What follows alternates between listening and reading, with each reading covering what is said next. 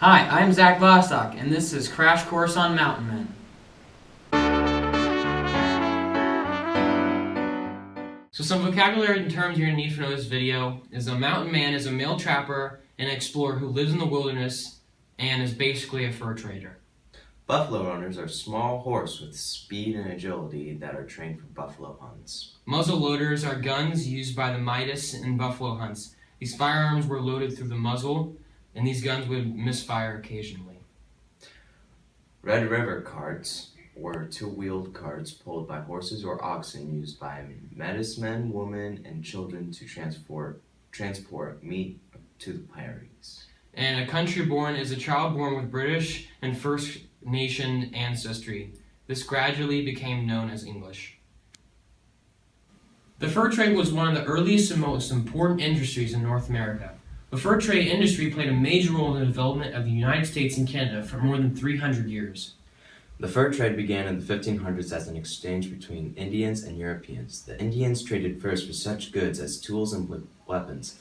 Beaver fur, which was used in Europe to make felt hats, became the most valuable of these furs. The fur trade prospered until the mid-1800s when fur-bearing animals became scarce and silk hats became more popular than felt hats made with beaver.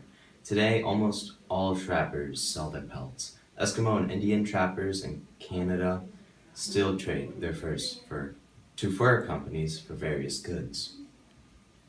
The earliest fur traders in North America were French explorers and fishermen who arrived in what is now eastern Canada during the early 1500s. Trade started after the French offered the Indians kettles, knives, and other gifts as a means to establish friendly relations. The Indians, in return, gave pelts to the French. By the late 1500s, a demand for fur had developed in Europe. This demand encouraged further exploration of North America. The demand for beaver increased rapidly in the early 1600s, when fashionable European men began to wear felt hats made from beaver fur. Such furs as fox, marten, mink, and otter were also traded.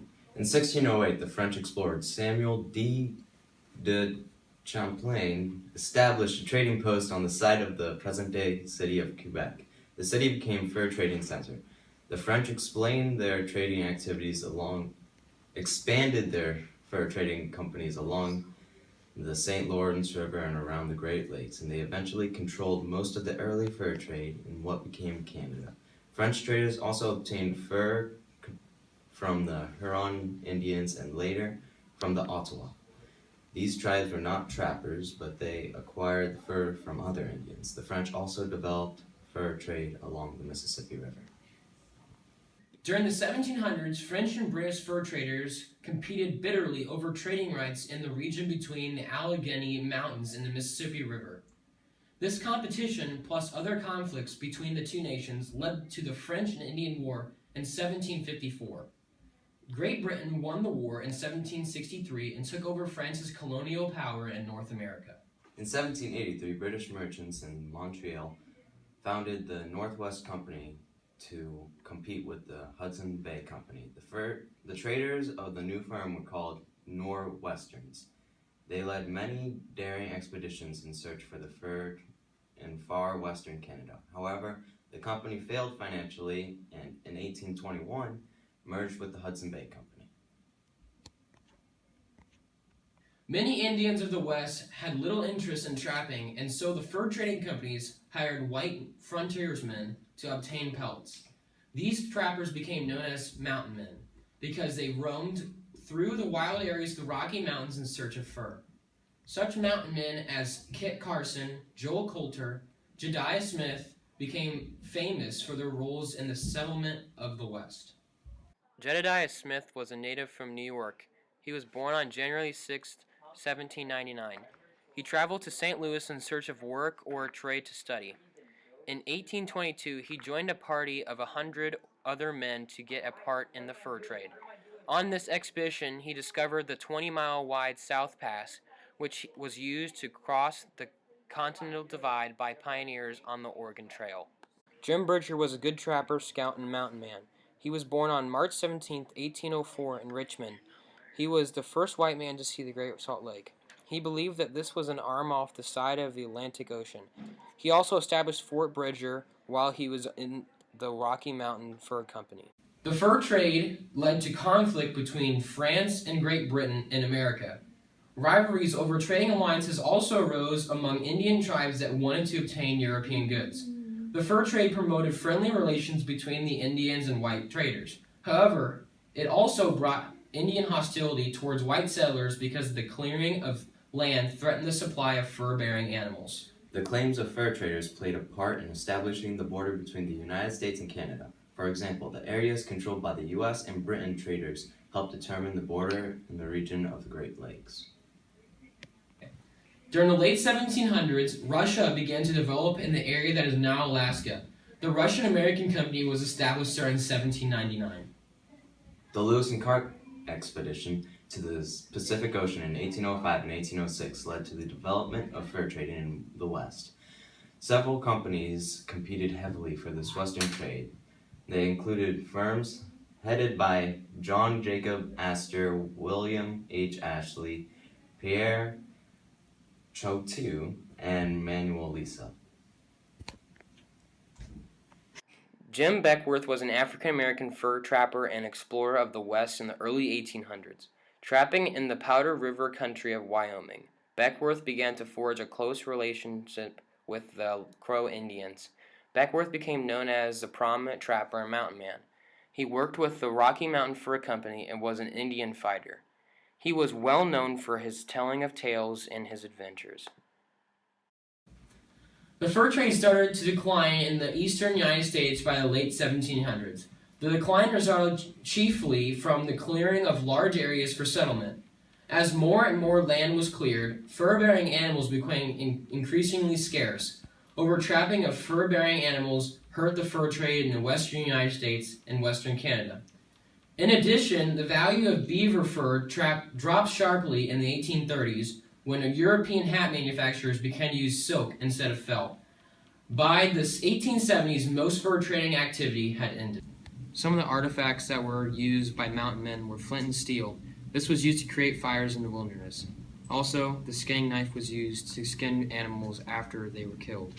The axe head was used to throw at animals to kill. The metal awl was used to poke animals after they were dead to skin them. The fish hook was used to catch fish while in the wilderness on a long hunting trip. The metal pot was used to cook the food after it was caught, and snare wire was used to trap animals. The fur trade contributed to the development of British and French empires in North America. During the 1600s, the prospect of wealth from the fur trade attracted many Europeans to the New World.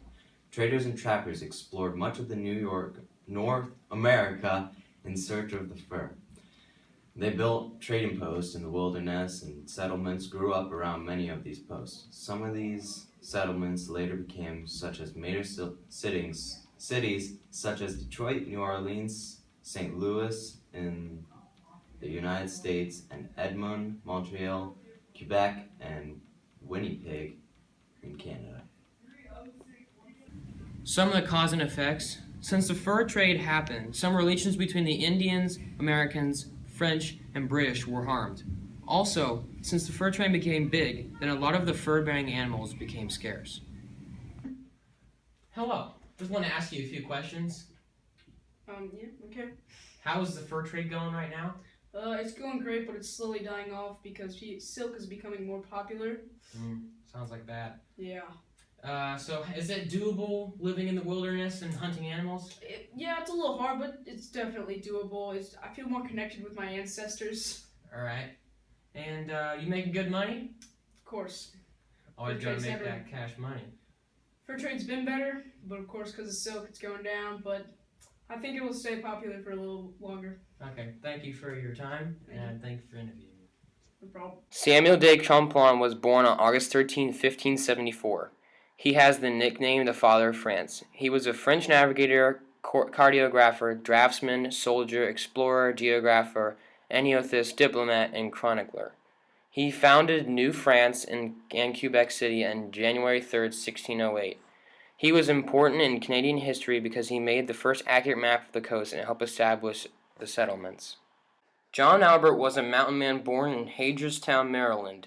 He was orphaned in 1812 around the age of 2. His father died in the War of 1812 and his mother soon after, leaving Albert to live with his sister in Harrisburg, Pennsylvania. He was one of the 8 to 10 mountain men who defended the mill in a siege by approximately 500 Mexicans and Indians during the Taos Revolt. This video was brought to you by CBS with your hosts Zach Bostock And Alexander Clough.